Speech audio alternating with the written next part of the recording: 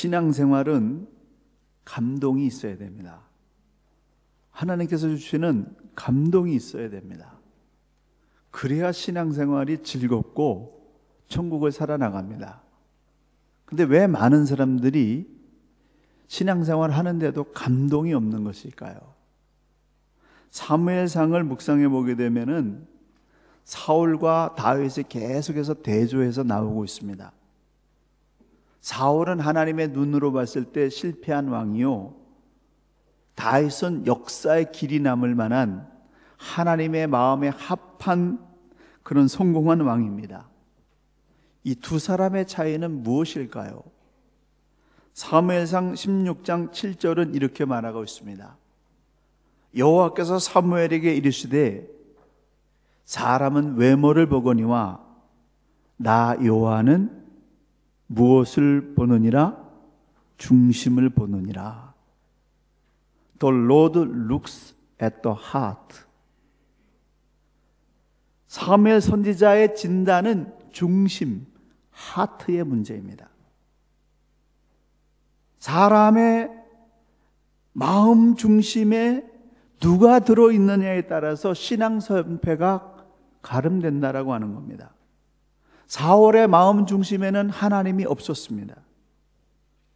하나님이 사울을 버린 것이 아니라 사울이 먼저 하나님을 버렸습니다. 그의 안중에는 하나님이 없었고 그의 욕망만이 가득히 들어있었습니다.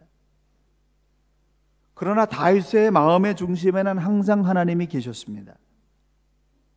힘이 부치고 환경이 어려워서 하나님을 놓치고 인간적인 방법으로 망명의 길을 두 번이나 택하는 실수도 있었지만은, 그러나 그의 마음의 중심에는 항상 하나님이 계셨습니다.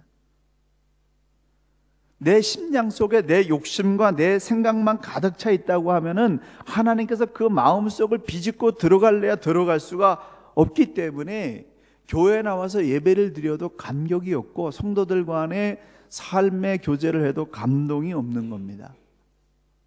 하나님의 은혜, 하나님의 감동이 내 마음속에 들어오려면은 내가 마음 문을 열고 성령님을 모셔드려서 내 마음의 인생의 핸들을 예수님께 딱 맡기는 완전히 거듭난 본 어게인의 사건이 일어나야 된다는 겁니다. 완전히 체질과 본성이 달라지는, 삶이 완전히 바뀌는, 물이 변해서 포도주가 되어지는 인생 변화의 역사가 일어날 수 있다라고 주님이 말씀하셨는데, 그렇게 나 중심의 삶이 하나님 중심의 삶으로 완전히 변화되어지는 본 어게인, 새롭게 태어나는 삶의 역사가 저와 여러분 가운데 일어나기를 간절히 축원합니다.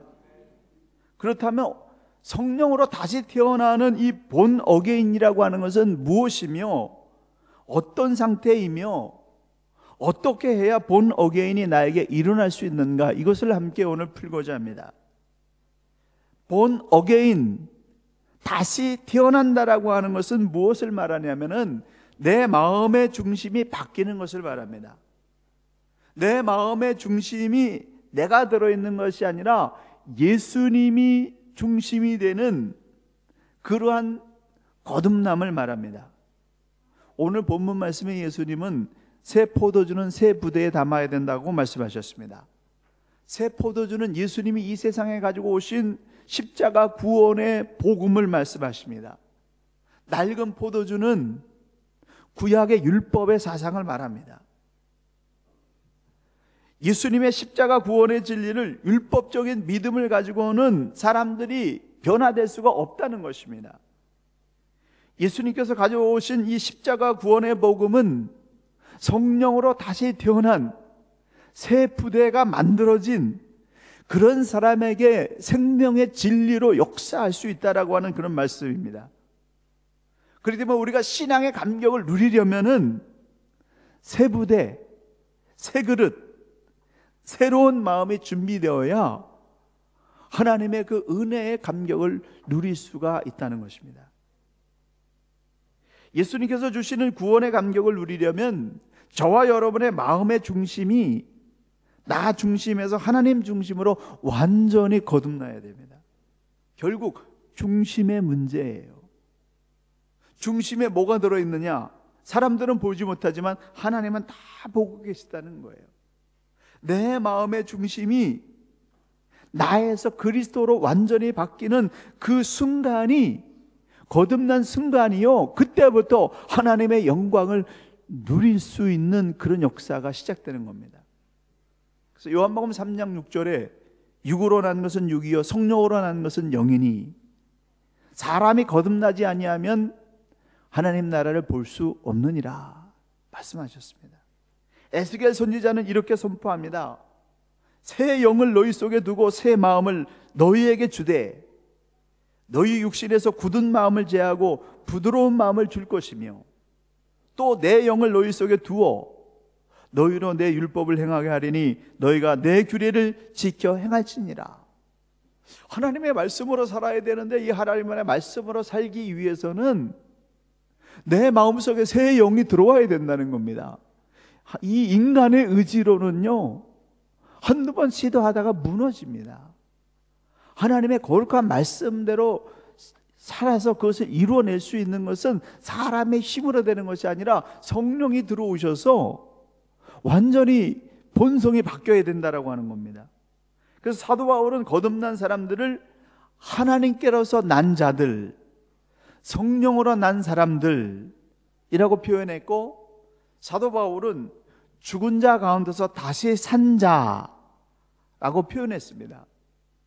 그리고 빼놓을 수 없는 이 거듭남의 말씀, 고린도후서 5장 17절, 누구든지 그리스도 안에 있으면 새로운 피조물이라.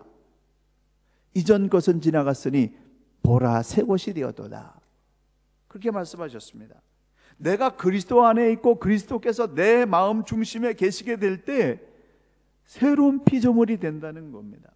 그래서 예수님께서 요한복음에 보게 되면 기적을 쭉 행하시는데 첫 번째 기적이 물이 변해서 포도주로 변화되어지는 그 기적을 첫 번째 행하셨는데, 물이 변해서 포도주가 되는 그 사건을 통해서 완전히 본질적인 변화가 가능하다.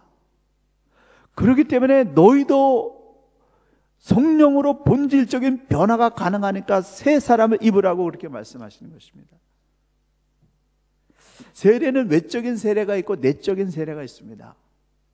외적인 세례는 물로 세례를 받는 것이고, 내적인 세례는 성령으로 그 심령이 완전히 바뀌는, 성령으로 거듭나는 것이 바로 내적인 세례인데, 우리는 물로 세례만 받는 것이 아니라 성령으로 세례를 받는 그 사건이 일어나야 된다는 겁니다. 우리가 물로 세례를 볼 때 분명히 세례받은 것이 확실하게 보입니다. 근데 물로 세례를 받은 그 확실한 증거보다도 더 선명하게 성령으로 세례를 받는 그런 사건이 있다는 것입니다. 그 성령으로 세례를 받아서 내 마음에 주님이 들어오시고 내 인생의 방향을 핸들하는 이 핸들을 내가 잡는 것이 아니라 예수님이 잡는 그 순간이 바로 다시 태어난 순간이다. 저와 여러분의 마음의 중심에 핸들이 있는데, 나를 이끌어가는 그 인생의 핸들이 있는데, 그 핸들을 예수님께 맡기는 그런 거듭남의 역사가 있기를 간절히 축원합니다. 그렇다면 우리는 왜 거듭나야 할까요? 왜 반드시 그 일을 예수 믿으면서 해야 될까요? 내 인생을 내 마음대로 가는 것이 아니라 예수님이 원하는 대로 왜 그렇게 가야 될까요? 요한복음 3장 5절에 말씀하시기를 진실로 진실로 내게 이르노니 사람이 물과 성령으로 나지 아니하면 하나님 나라에 들어갈 수 없느니라, 이렇게 말씀하셨습니다. 성령으로 다시 태어나지 아니하면 하나님 나라를 볼 수 없고 하나님 나라를 들어갈 수 없다는 겁니다. 육적인 사람이 영적인 세계로 들어갈 수 없는 것처럼 육적인 욕망을 따라 살아가는 사람이 성령으로 완전히 거듭나지 않고는 하나님 나라에 들어갈 수 없다라고 말씀하고 있습니다. 아담에게 물려받은 원죄가 모든 인간에게 있는데, 아담에게 물려받은 이 원죄는 뭐냐면은 하나님 주님처럼 되고자 하는 권력의 욕망입니다. 이게 다 들어있어요. 근데 이것이 성령으로 들어와서 완전히 거듭나지 않으면, 그러면 모든 사람이 끊임없이 자기가 중심이 돼야 되고 자기가 왕이 돼야 되는 그러한 욕심에 사로잡혀서 산다라고 하는 겁니다. 거듭나지 않는 타락한 본성을 가지고 있는 사람의 마음속에서 결국 나타나는 현상들은 무엇이냐면은, 로마서 1장 29절 이하에 보게 되면은, 인간의 생각은 온갖 악과 죄에 빠져서 탐욕과 미움, 질투, 살인, 분쟁, 거짓, 빈정거림, 험담으로 가득 차 버렸습니다.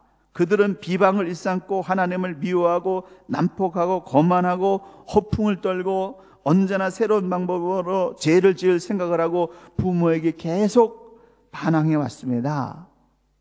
그런데요, 예수 믿고 거듭난 사람도 그 거듭남이 계속 지속되지 못하고 그 마음의 중심에 예수님이 없고 자기가 그 핸들을 딱 붙잡는 순간에 이런 인간의 죄악과 욕망이 금방 들어와 버립니다.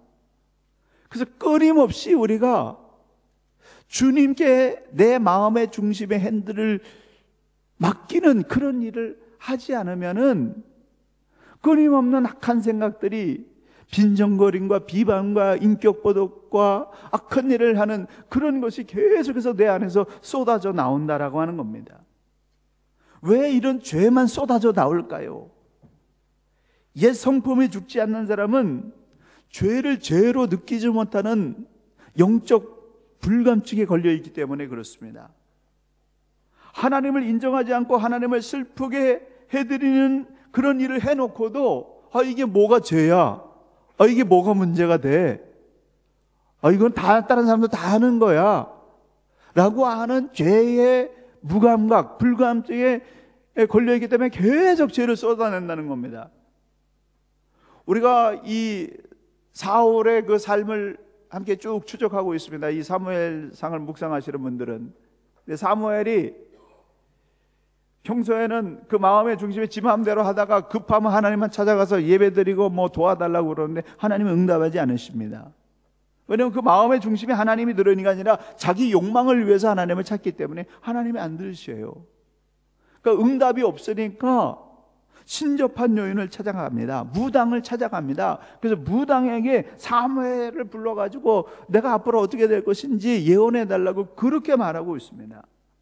근데 이 사울이 무당을 찾아가서 문제를 해결하려고 하는 그 심정이 거듭나지 못한 그리스도인들에게도 똑같이 일어나서 기도해서 응답이 일어나지 않게 되면 무당을 찾아가서 사주풀이와 오늘의 운세와 궁합을 보면서 하나님 앞에 엄청난 영적인 간함을 지음에도 불구하고 그것을 죄를 죄로 여기지 못하는 그러한 일이 일어나고 있다는 겁니다. 하나님의 이름으로 온갖 이권에 개입하고 탐욕을 부리면서도 내가 하나님의 종이 되어야 되는데 하나님을 나의 종으로 부리고 나의 유익을 위해서 하나님의 이름을 그렇게 이용하고 있음에도 불구하고 그것을 죄로 여기지 못하고 있습니다. 하나님을 슬프게 하는 악한 죄들을 짓고도 그 죄의 결과가 멸망인데 그 멸망의 위험을 요만큼도 느끼지 못하고 있다라고 하는 겁니다. 하나님은 거룩한 삶과 높은 도덕성을 요구하시는데, 왜냐하면 하나님은 죄도 없고 틈도 없는 티도 없는 완전한 거룩한 분이시기 때문에 정말 하나님은 우리에게 이 거룩한 삶을 요구하시는데, 진짜 성령으로 다시 태어난 사람은 그래서 이 죄에 대해서 민감해가지고 죄를 질 때 이 죄에 대한 결과를 알기 때문에 가슴을 쓰면서 후회를 하고 회개를 하고 어떤 혹독한 대가를 지불한다 할지라도 죄를 대적하고 미워하는 그런 삶을 살게 되는데, 성령으로 거듭남이 없는 사람은 그 죄에 대해서 그것을 심각함을 모르기 때문에 죄를 짓고도 이게 괜찮다라고 생각하고 있다는 겁니다. 작은 죄들, 이렇게 이런 것들은 죄가 아니야 가볍게 여기거나, 큰 죄를 저지르고도 그 죄에 대한 심각성을 못 느끼는 영적인 귀와 눈이 막혀 있는 그런 상태에 있기 때문에 계속해서 죄를 쏟아내는 거예요.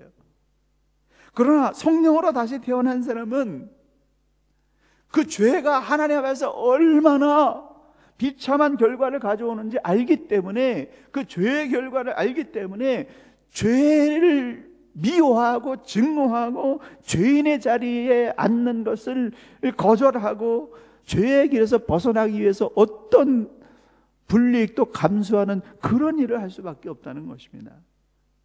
그렇기 때문에 우리는 예수 그리스도를 믿고 성령으로 다시 태어나야 한다라고 하는 이 주님의 말씀을 붙잡지 않을 수가 없습니다.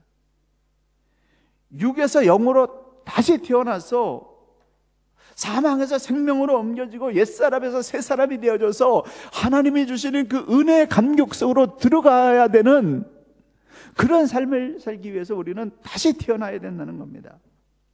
육적인 욕망을 벗어버리고 영적인 거룩함을 알게 될 때 이 거듭나지 않아서는 안 되겠다라고 하는 그런 것을 알게 되고, 거듭남을 체험하게 된 사람은 이 예배가 얼마나 감격스러운 일이요, 이것은 천금을 주고도 바꿀 수 없는 귀중한 것이라고 하는 사실을 알기 때문에 예배가 감격스럽고 성경을 보고 기도하는 것이 감격스러워가지고 그 새벽에 눈이 오거나 비가 오거나 상관없이 주예전에 나와서 기도하면서 성전에 나와서 기도하는 걸 흠모하는 그런 가치를 아는 사람으로 변화된다라고 하는 겁니다. 그러므로 다시 태어나야 됩니다.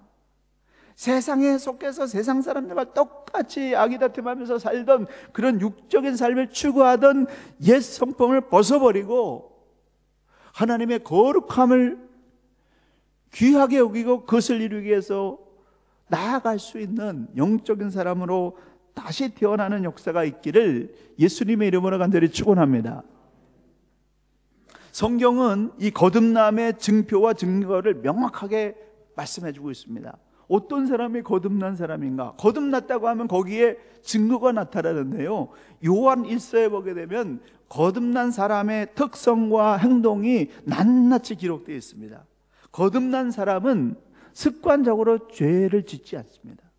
요한에서 3장 9절, 하나님께로서 난 자마다 죄를 짓지 아니하나니. 요한에서 5장 18절, 하나님께로서 난 자마다 범죄치 아니하는 줄 우리가 아노라. 거듭난 사람은 죄를 멀리하고 죄와 맞서 싸우기 때문에 죄를 짓지 않게 해서 몸부림치는데, 자기가 힘이 붙여서 환경에 딸려서 어쩔 수 없이 죄를 졌다고 하면은 그 죄가 자기에게 돌아올 그러한 그 멸망의 값이 얼마나 큰 것인지 알기 때문에 그것을 회개하고 돌이키고 그것을 다시 하지 않기 위해서 간절히 기도하면서 죄를 끊고자 하는 끊임없는 노력을 하기 때문에 결국에는 습관적인 죄를 벗어버리게 되는 그런 결과를 낳게 됩니다. 그래서 정말 거듭난 사람, 진짜 거듭나서 그 거듭남의 깊이가 성숙한 단계에 있는 사람은요, 습관적인 모든 죄악들 끊을 수가 있습니다. 끊어줘야 됩니다. 리얼 크리스찬이라면, 본 어게인 된 크리스찬이라고 한다면 도박을 하고 사람을 속이고 그렇게 음란하고 죄악을 짓는 그 삶 가운데서 빠져나와야 된다는 거예요. 그래야 진짜 거듭난 사람이라고 하는 겁니다. 그래서 이 거듭난 사람은 죄를 짓는 게 아니라 하나님의 의를 생각하는 사람입니다. 요한일서 2장 29절에 의를 행하는 자마다 그에게서 난 줄을 알리라. 저 사람이 죄를 행하는 것이 아니라 의를 행하는 걸 보면서 사람들이 저 사람은 거듭난 사람이구나 라고 하는 걸 안다는 겁니다. 그래서 거듭난 사람의 특징은 뭐냐면은 어떤 일을 결정하게 될 때 하나님이 옳게 여기는 게 뭐냐, 하나님의 의, 하나님이 옳게 여기는 것이 뭐냐, 이 일이 하나님이 원하시는 일이냐 아니냐, 여기에 기준을 두면서 그 일을 해 나간다라고 하는 겁니다. 평양과학기술대학에 대해서 많은 정치적인 이유가 있고 또 우리 적대 관계가 있고 지금도 민감하고 정말 너무너무 복잡합니다. 그래서 빠져나오고 싶죠. 그분들인들 그거 하고 싶겠습니까? 거기 한 6개월만 들어가게 되면 에너지 다 빨려가지고 정신이 백지 상태로 바뀔 정도로 굉장한 에너지가 소모되는 그런 일입니다. 누군들 하고 싶겠습니까? 그런데 하나님께서 정말 북한 땅을 사랑하시고 이 조국 대한민국이 통일이 돼야 되는데 무한야를 해야 되는데 어떤 헌신과 땀방울과 핏방울을 흘리는 일이 있어야 되는데 그 방법으로 하나님께서 그걸 주심으로 하나님이 원하시는 일이라고 믿기 때문에 그 믿는 사람은 거기 가서 그렇게 하는 거라고 하는 사실입니다. 그래서 저와 여러분이 정말 늘 생각해야 되는 것은 이게 하나님이 원하시는 일이냐 아니냐, 이거를 행동 기준으로 삼는 거듭난 사람이 되어야 된다는 겁니다. 또한 거듭난 사람들은요, 특징이 있는데 그것은 뭐냐면 교회 안에 나와서 예수 믿는 성도들을 각별히 사랑한다는 거예요. 요한에서 3장 14절, 우리는 형제를 사랑함으로 사망에서 옮겨 생명으로 들어간 줄을 알거니와 사랑치 아니하는 자는 사망에 거하느니라. 여기서 우리가 형제를 해야지만 이 사람 정말 생명에 있는 사람이라고 그렇게 말했는데, 이 형제는 누구냐면 예수 믿는 사람을 얘기한다는 거예요. 여기 예수 믿는 사람들이 거듭난 사람이 있습니다. 인격이 완성된 사람이 있습니다. 그러나 대부분은 거듭남을 위해서 몸부림치고 인격을 완성을 위해서 몸부림치는 부족한 사람들입니다. 근데 그 사람들을 보면서 정죄하고 비판하고 이것이 잘못됐고 저 사람의 이런 무능함과 연약함은 이렇다라고 하는 그것을 지적하는 것이 아니라, 그렇기 때문에 그럼에도 불구하고 이렇게 예수 믿고 거룩한 사람이 되기 위해서 찾아온 예수 안에서 영적인 이 가족과 식구를 나의 형제처럼 받아들이면서 사랑할 수 있는 그 사랑의 역사가 거듭난 사람에게 일어난다는 거예요. 정말 이 사람이 본 어게인 된 사람이냐 아니냐는 이 교회 안에 있는 성도들을 얼마나 사랑하느냐, 이것으로 알 수가 있다라고 하는 사실입니다. 죄인도 용서하고 사랑해야 되는데 그 죄인을 용서하고 사랑하기 이전에 이렇게 함께 나와서 같은 길을 가고자 하는 형제자매를 싸매고 그들을 연약함 대신 져주고 이렇게 품어주는 그 사랑이 없다고 한다면 거듭난 사람의 증거를 볼 수 없다라고 말하고 있습니다. 거듭난 사람은 돈이나 지위나 명예보다 하나님의 은혜를 사모하고 하나님의 은혜를 사모하는 사람들을 소중히 여기는 그런 사람들입니다. 신분이나 지위나 재산을 중요하게 여기는 것이 아니라 거듭난 사람은 하나님의 사람들을 소중하게 여기고 그 사람들을 통해서 역사하시는 하나님의 은혜를 귀중하게 여기는 그런 사람이에요. 쉬운 사람 사랑하는 거 누구나 다 할 수 있죠. 그러나 정말 사랑하기 어려운 그 사람을 하나님께서 우리에게 보내줬다고 한다면 그 사람을 사랑으로 녹이면서 가족으로 삼을 수 있는 그런 노력을 우리가 해야만 된다라고 하는 겁니다. 거듭난 사람은 세상을 이긴다고 말하고 있습니다. 요한복음 5장 4절에 하나님께로서 난 자마다 세상을 이기느니라. 세상을 이긴다라고 하는 것은 무엇을 말하는 것일까요? 세상이 평가하는 그 평가에 흔들리지 아니하고 하나님의 평가에 흔들리는 사람이라고 하는 겁니다. 거듭난 사람은 세상적인 성취의 기쁨을 얻지 아니하고 하나님의 뜻을 이루는 이에 기쁨을 얻는 사람들입니다. 이 거듭난 사람들의 이런 특징들이 나타나는데요, 어떤 사람은 희미하게 나타나기도 하고 어떤 사람은 강렬하게 나타나기도 하고, 이 네 가지 중에서 어떤 사람은 1번이 강하게 나타나기도 하고 어떤 사람은 3번이 강하게 나타나기도 합니다. 왜냐하면 우리의 눈과 귀와 코가 다 다르게 생겼듯이 인격이나 기질이나 특성이 다 다르기 때문에 성령님께서 그 사람에게 맞는 역사를 일으키기 때문에 거듭난 특징이 다 다를 수가 있어요. 그래서 우리가 함부로 저 사람은 거듭난 사람이냐 아니냐 판단해서는 안 됩니다. 그런데 중요한 것은 거듭난 사람, 모든 거듭난 사람에게 공통적으로 나타나는 것은 뭐냐면은 거듭난 사람은 사람을 두려워하지 않냐고 하나님을 두려워한다라고 하는 겁니다.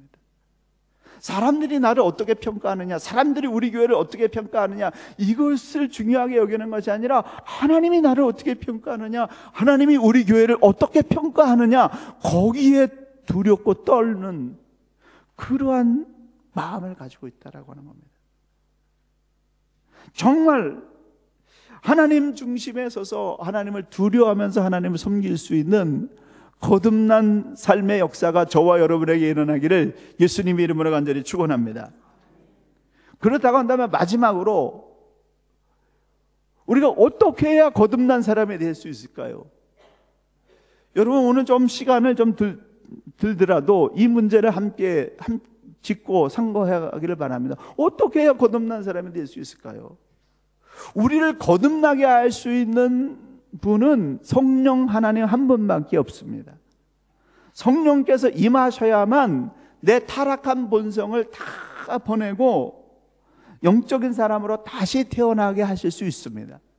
그런데 성령 하나님이 내 심령 속으로 들어올 수 있도록 하기 위해서는 내가 꼭 해야 되는 것이 있는데, 그것은 뭐냐면 내 마음을 회개로서 깨끗하게 비워내야 된다는 거예요. 내 마음이 아주 내 욕심과 야망으로 가득 차 있으면 성령 하나님이 들어올 수가 없습니다. 그런데 내가 마음을 열고 내 마음을 회개로서 다 비워내서 내 마음이 깨끗한 그릇이 되게 되면 성령께서 그 마음의 중심에 들어와서 나를 핸들링할 수 있는 그런 역사가 일어납니다. 새 포도주는 새 부대에 담아야 됩니다. 예수님의 복음을 내 마음의 중심에 받아내려면 내 마음을 회개함으로 깨끗하게 비워내야 된다라고 하는 겁니다. 폴 워셔라고 하는 당대의 강력한 복음주의자는 거듭남의 특징을 이렇게 말하고 있습니다. 생각이 변하고 죄를 슬퍼하고 죄를 인정하고 고백하고 죄에서 돌이키고 자기의 의와 행위를 부인하고 하나님께로 돌아서고 복종하고 회심이 지속적으로 더욱 깊어지는 것이며, 참된 거듭남은 가장 성숙한 그리스도인에게도 찾아보기 어려운 깊은 회개를 요구한다. 이 말은 무엇을 얘기하냐면은 거듭남은 단번에 완성되는 것이 아니라 계속해서 더 깊은 회개를 요구한다라고 하는 겁니다. 정말 그렇습니다. 성숙한 거듭남은 더 깊은 회개를 요구합니다. 맨 처음에는 쉬운 생각나는 죄들이 다 떠오르지만은 회개 깊이 들어가게 되면 제가 깜짝 놀랄 정도로 내 속에 들어있는 시커먼 근본적인 죄악들이 드러나서 그것을 회개하지 않을 수 없게 만드는 그런 역사가 일어난다는 겁니다.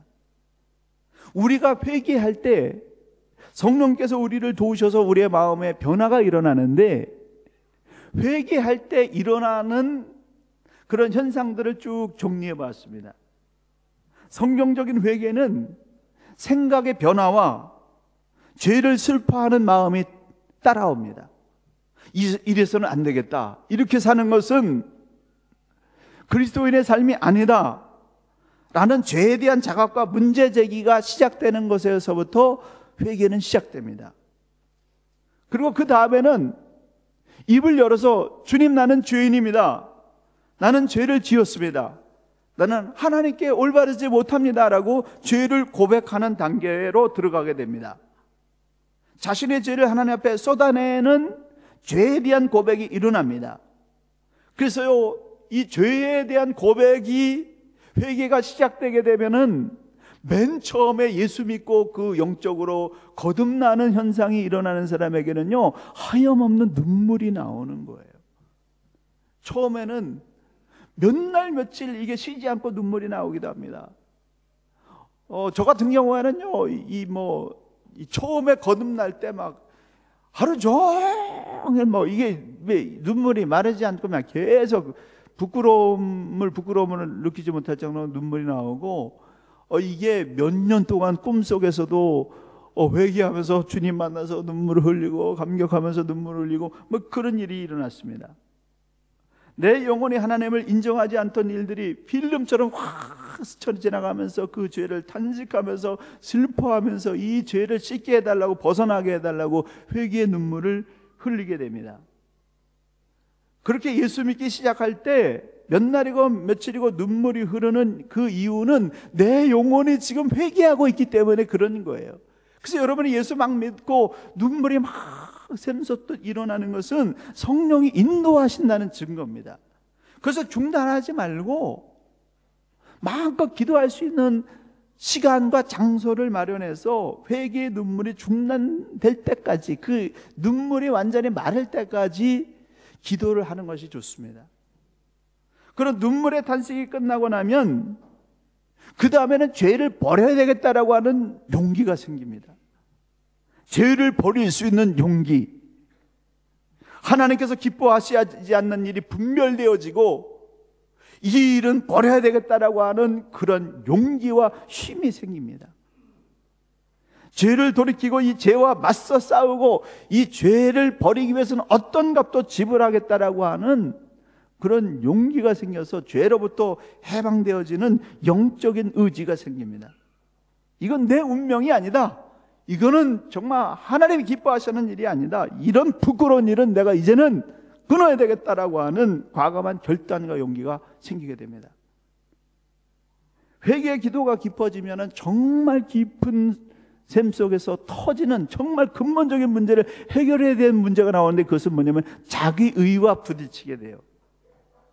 자기의에 대한 교만한 마음이 와장창 깨지는 그 데까지 가야 됩니다.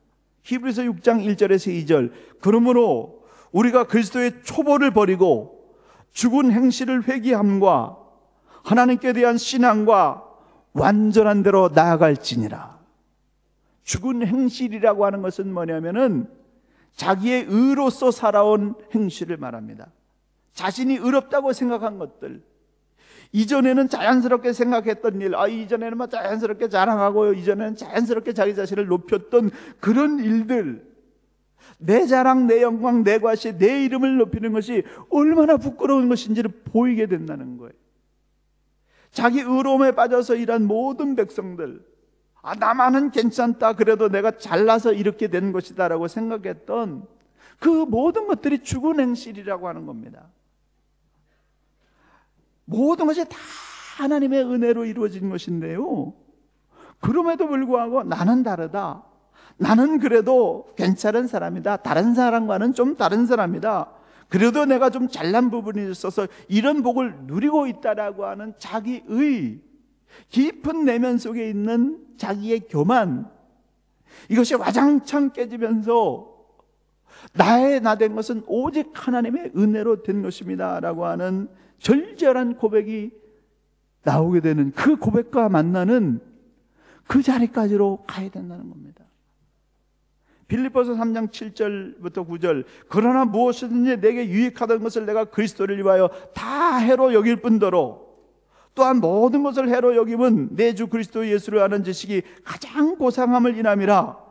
내가 그를 위하여 모든 것을 잃어버리고 배설물로 여기겠다라고 그렇게 사도 바울은 고백하고 있습니다.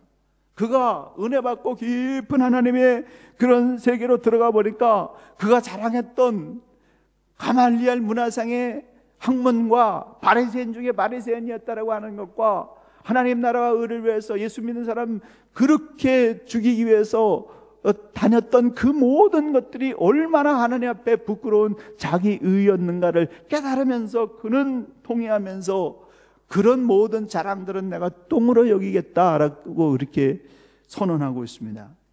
그래서 이 거듭남과 자기의는 정면 충돌합니다.